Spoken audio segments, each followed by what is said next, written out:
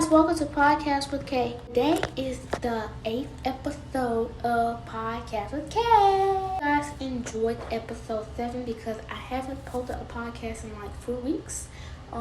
So I hope you guys enjoy my latest updates in podcast episode 7. Today we're about to be doing the podcast episode 8, and this is a story time, which is my first story time on how I left my phone at school. I started off as a regular school day. I went to school, went to breakfast with all my friends and stuff like that. So this was a testing day. We were doing math testing because they wanted to test us to see what we knew, and it was basically a normal day.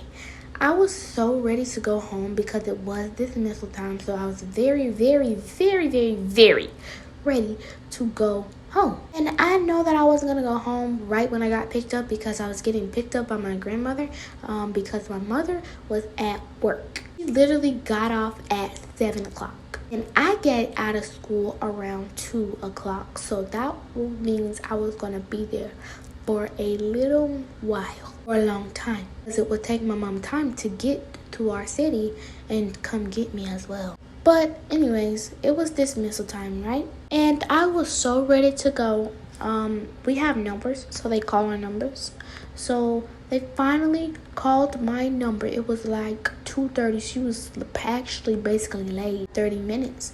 So I was so ready to go. Like, I was about to fall asleep in class because I was tired of looking at the screen doing math testing all day. So of course I was tired and stuff. I just was ready to lay my head down on something, whether it was a chair or a car door or something like that. And they finally called my number, guys. Let me tell you how I left my phone. When we come to school in the morning, in our intervention class, we have to put our phones in the phone basket with them powered off because it would disturb testing. If it was on Do Not Disturb, it would still vibrate or do something like that. I'm over here trying to change my accent for a second. But like I was saying, we had to put our phones in the phone basket. So that's kind of like how I left it. Because like I was so ready to go. And then I grabbed my backpack. I put my agenda, notebooks and pencil case and stuff like that inside my book bag, and I took my lunchbox and I left. And I literally went out the classroom and spoke to one of my 6th grade teachers. She's my science and social studies teacher. I spoke to her, told her bye and stuff, and then I left. And as soon as I got to the car line, I got in my grandmother's car, and then like when I get in my grandma's car, I always check my phone to text her to the 6th grade group chat and stuff like that. Well, I realized that I left my phone in the phone basket powered off, and I would not be able to get it till the next day because my mom gets off at 7, so the school will probably be closed and no one will be there. And my grandma, I know she wasn't going to turn around because we were already halfway to the next destination. I know she wasn't going to turn around, so I didn't say anything. So yeah, that's kind of how I left it. And let me tell you guys the plan that I had to try to get it back that same day. So my sister, she gets out at around 3:30. She's in high school. She graduates probably, I think it's next year. I don't know, guys. She's in 12th grade. Yeah, and she would get out of school at 3:30. And I know the school would probably still be open because teachers have meetings and stuff, but I don't know how long it lasts. What I wanted to do was text my sister and ask her when she gets out of school if she could drive by my school to see if they'll let her pick up my phone, because I know she will be going home because she had work at like around 5.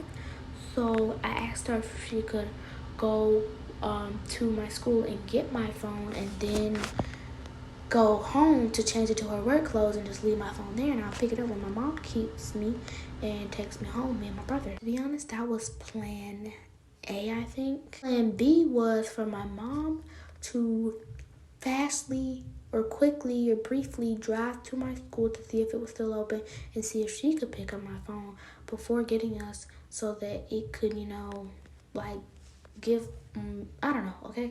I was trying to find the right words. But yeah, my mom, she came straight to get us, and I did not have my phone, so I couldn't text my sister or anything. I was texting my mom off of Snapchat off my cousin's phone, so that I could tell her I left my phone at school and stuff, and ask her if Kamara could go get it.